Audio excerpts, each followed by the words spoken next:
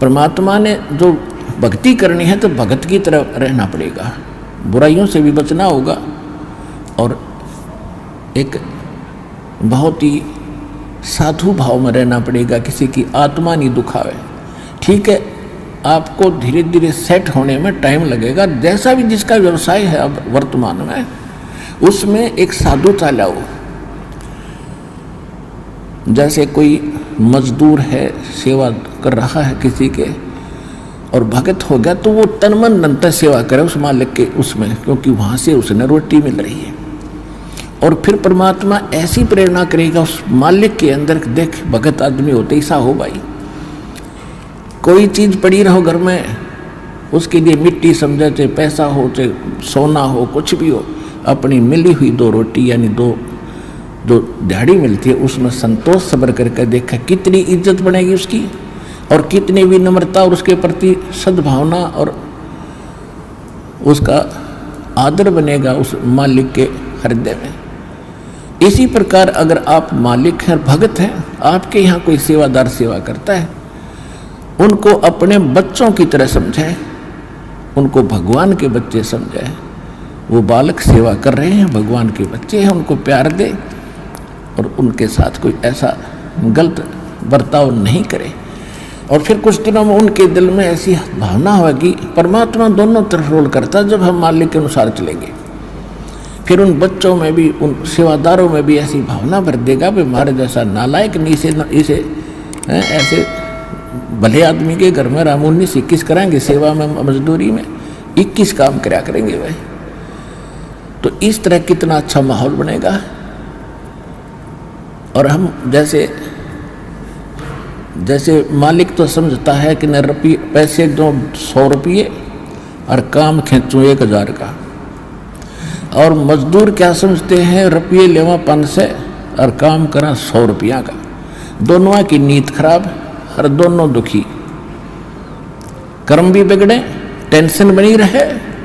तो इस प्रकार हमने अपने इस अंतःकरण के अंदर एक साधु भाव लाना पड़ेगा और तब हम देखना आपका वातावरण कैसे बदलने लगेगा, कैसे बदलने लगेगा, पूछो मत।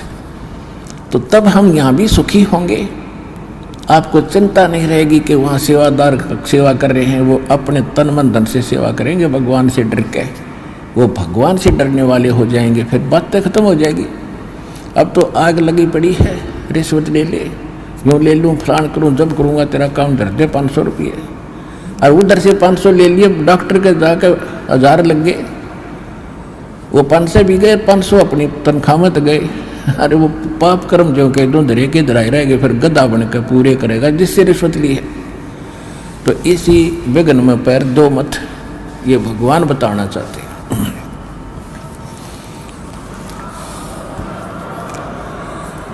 और जब आपको ये ज्ञान होगा ना, जहर दिखाई देगा आपको, और जब आप नेक नीति से चलोगे तो पूछो मत। अब दास बहुत देखता है, एक छोटा सा बच्चा ने बोला जी 55 रुपये पाए मैंने पड़े,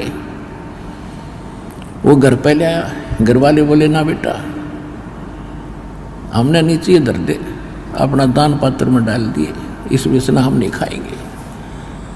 अब देख जिसके गिरे थे उसको पुण्य हुआ, अब यहाँ पर भंडारे में लग गए, और वैसे उस पर चौनी खर्च हो रही थी कि उसने विधि का पता नहीं, और वैसे कोई और मिल जाता उसने जाते कह गुट्टी लाओ उसके 55 रुपये की, या कितने मांस मिट्टी खाओ उसको और पाप लगाओ।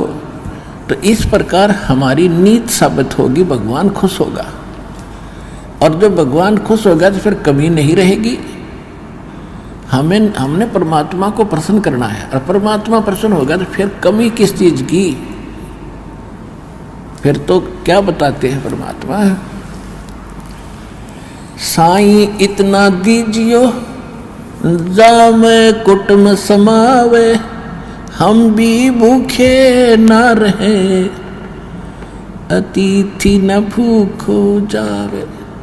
इससे अधिक मांगना इस काल की जेल में हमारी महामूर्खता है कि इतना ही मांग लो बस तुम, इसमें सब कुछ मिलेगा, क्योंकि ये कलयुग है। और कलयुग में मशीनरी जरूरी होगी, तो आप इतना ही मांगो जामे कुटुंब समावे, यानी रिक्वायरमेंट ऑफ द फैमिली, परिवार की आवश्यकताएं, ये है जामे कुटुंब समावे। और हम भी भूखे ना रहें और अतिथि न भूखा जाए। फिर देगा आपको, और फिर रहो मालिक के वचनानुसार चलो। फिर कैसे, जैसे परमात्मा कहते हैं, चिड़ी चोंच भर ले गई नदी न घट्यो नीर, दान दिए धन घटे नहीं, यूं कह रहे साहिब कबीर। परमात्मा अपना साइन कर रहे हैं इस वाणी को बोल करके, कह रहे साहिब कबीर कि दान करने से धन नहीं घटेगा, ये नियम है ईश्वर का, परमेश्वर का। और दान सुपात्र को करे, गुरु बिन माला फेरते, गुरु बिन देते दान, गुरु बिन दोनों निष्फल हैं, चाहे पूछो वेद पुराण।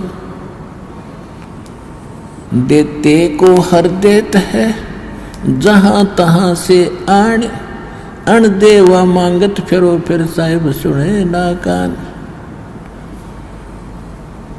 अब परमात्मा ने एक भूमिका करके दिखाई हमारे को कि साईं इतना दीजियो जिसमें कुटुंब समावे।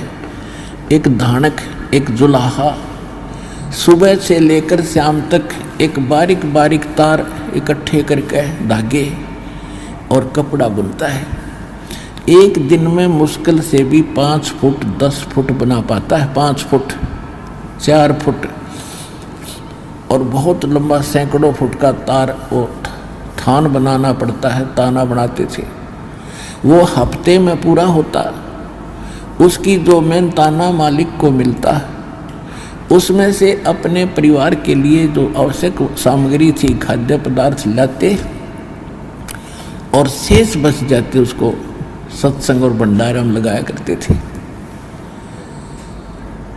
इस प्रकार परमात्मा हमें उदाहरण देते हैं कि इस लोक में आप भगवान की भक्ति अवश्य करो, पूर्ण संत से प्राप्त करके, फिर परमात्मा एक्शन में आवेगा। और वैसे आप ये फार्मूले अपनाओगे तो सफल नहीं हो पाओगे, क्योंकि फिर आपके साथ काल रहेगा, ये मन, और केवल वर्क डन मिलेगा आपको। यहाँ वर्क से भी अलग मिलेगा आपको, किस्मत से भी न्यारा देगा परमात्मा, क्योंकि हम परमात्मा से कुछ और मांग ही नहीं रहे, इतना ही मांगते कि हमारी भक्ति बनी रहे और हमें कोई आवश्यक वस्तु का अभाव ना हो, बस।